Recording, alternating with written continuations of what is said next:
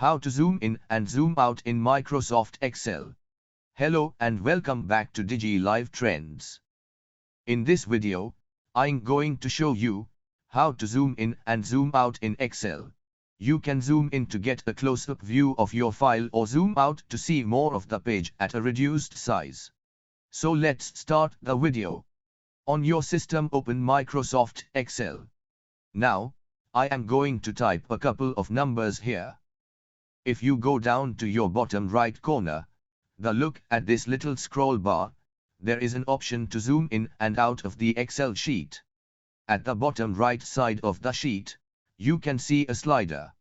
Here, if you want to zoom into the sheet, you can move the slider to the right-hand side.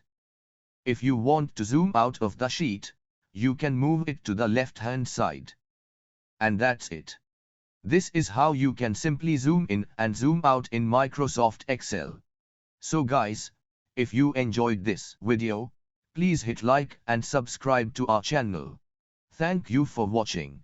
See you soon in the next one. Take care. Bye.